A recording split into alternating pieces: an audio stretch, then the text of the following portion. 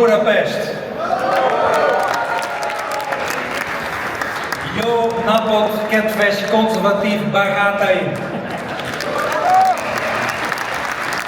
Good afternoon, CPAC. It's great to be here. And I'm very honored to address you today. Last November, the world witnessed the rising of the Dutch, the rebellion of the Dutch electorate against the ruling establishment. My party, the Party for Freedom, more than doubled its seats in parliament, and we became by far the biggest party in the Netherlands.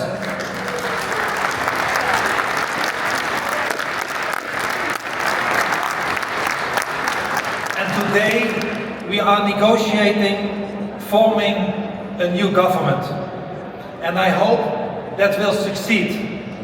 So please allow me to say some words to the Dutch press, because they are very nervous today. In the Dutch newspapers, opening with national newspapers, even on the 8 o'clock news and other news programs, they all say that Wilders kill the negotiations by speaking for CPAC today. And I have to disappoint them. I will not do that, because winning the elections, becoming the biggest party, comes along with a big responsibility. And the responsibility I have is to my country and to my people. So to the Dutch press, if you're only interested in that, please go home.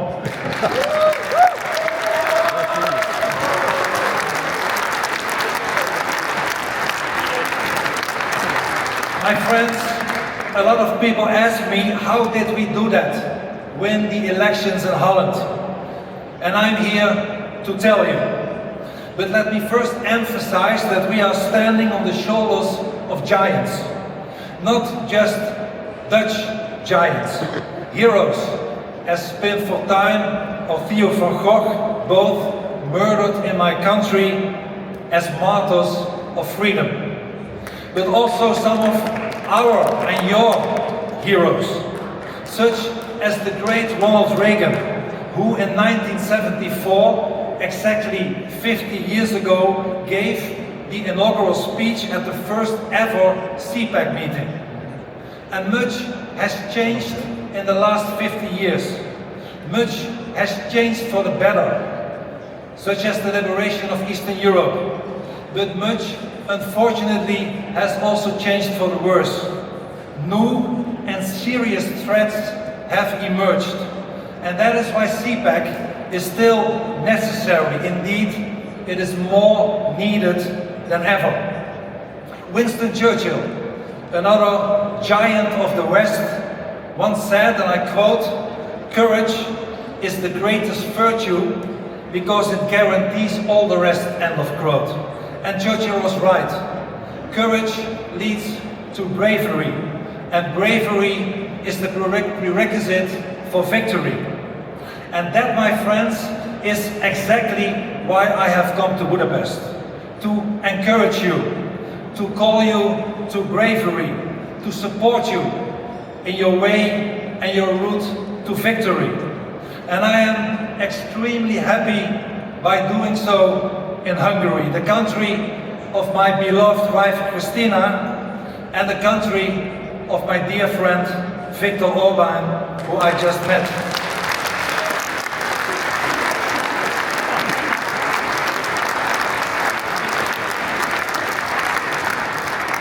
Prime Minister Orbán is a brave leader who proudly stands for his country and the Judeo-Christian values of his people. He protects Hungarians against illegal immigration.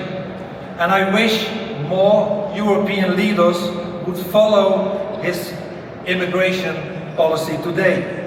And that's really necessary, because I believe there are two great existential threats that we are facing today. One is internal and one is external. First, there is wokeism, cultural relativism, the predominant idea in most of the academia and media that there are no objective truths, no loyalty, no freedom, no nation, no family. Everything to them is subjective, everything is relative, everything is interchangeable and without value. And that is the message of the leftist elites. They, the left, have sold so many countries out when they were in charge. They have eliminated their national sovereignty. They sometimes even wrecked its economy. They abolished its national currency. They destroyed its farmers. They ruined its middle class. They perverted the education of children. And last but not least, they have opened our borders for mass immigration and immigrants from an entirely different cultural background. And that brings me to the external threat, which is demographic. The writing is on the wall. The population of Africa is bound to quadruple its present 1.4 billion to almost 5 billion by the end of the century. And 1/3 of them wants to move abroad and come to Europe. And in the past 50 years, governments have inundated us with mass immigration. Often not real refugees, but unskilled illegal immigrants and fortune seekers. Today, many of them are young, single men, not only from Africa, but also from Asia. And these immigrants do not benefit our societies. They cost us money and are an enormous strain on Europe's welfare system. Europe indeed today is facing an enormous immigration and asylum crisis, because despite the massive cost, mass immigration was never discouraged. On the contrary, mass immigration was encouraged, seen as an enrichment by cultural relativists. Look around you. We're luckily not in Budapest, but look around you in the most of Europe. There are neighborhoods that have almost become no-go zones. Territories where our women and daughters are no longer safe, and our Judeo-Christian values have totally disappeared. Look around you, and you can see people waving the flags of Hamas and Islamic Jihad and shouting anti-Semitic messages in many European capitals after the massacre of innocent Israeli civilians on October 7 last year. And it's no surprise.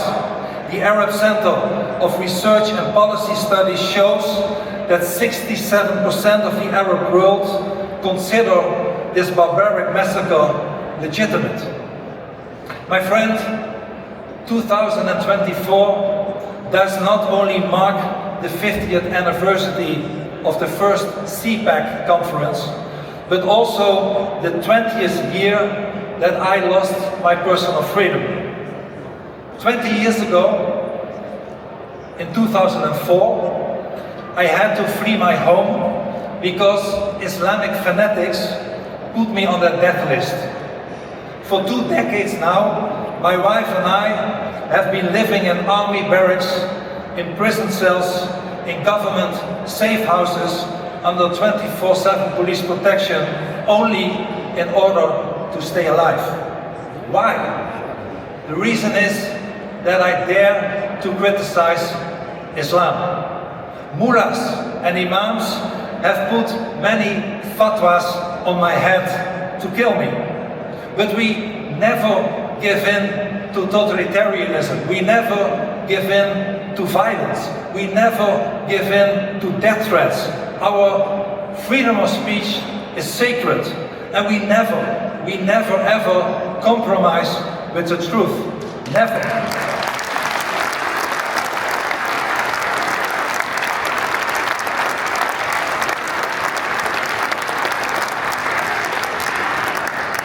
And the truth is that many European nations today are overrun with more and more illegal immigrants and asylum seekers. More than we can handle. So why did we allow this? Why have we not stopped it? Which people have voted for this ridiculous policy? Why did politicians all over Europe refuse to do their duty and speak out against this madness? My friends, in the 1955 inaugural issue of National Review, Bill Buckley famously wrote, and I quote, "A conservative is someone who stands throughout history yelling, 'Stop!'"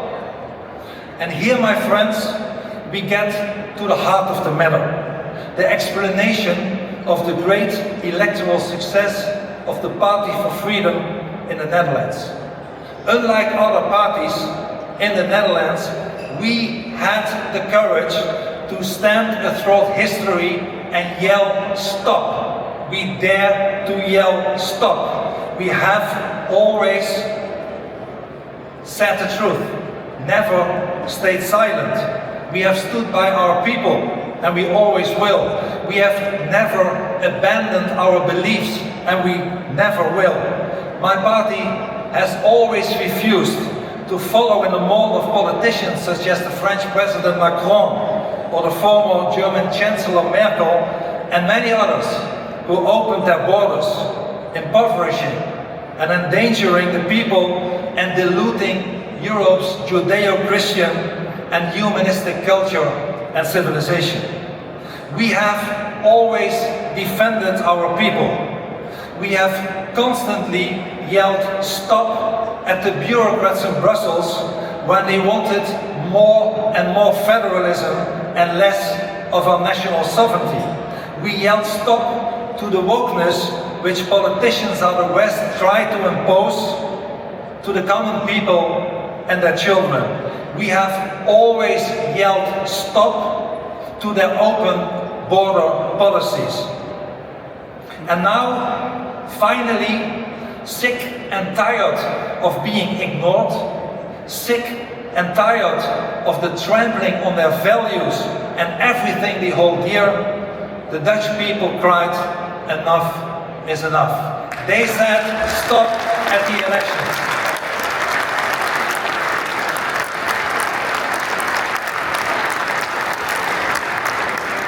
They said stop, and they flocked to us.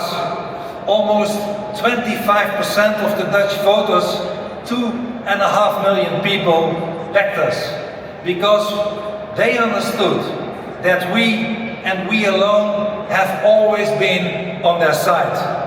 And here is my message to you, brave conservatives, who are standing throughout history, yelling "Stop."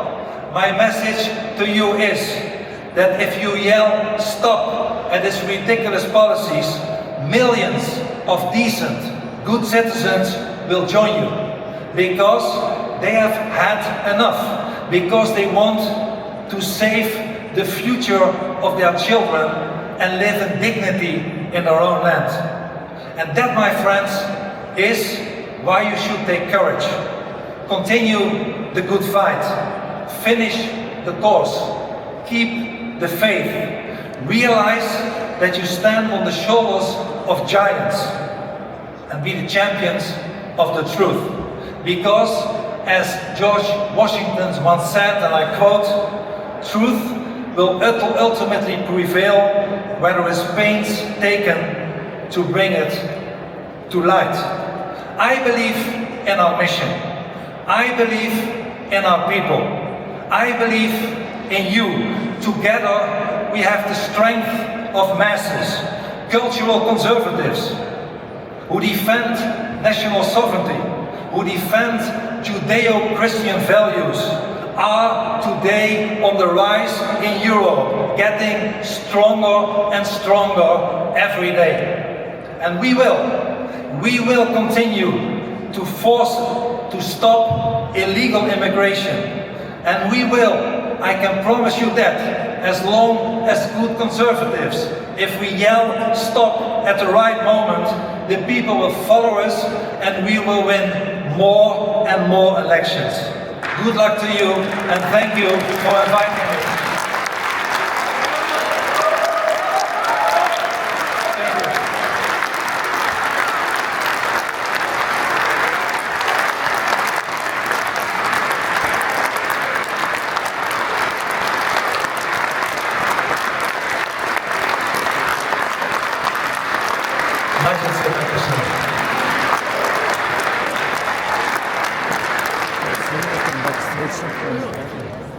Thank you.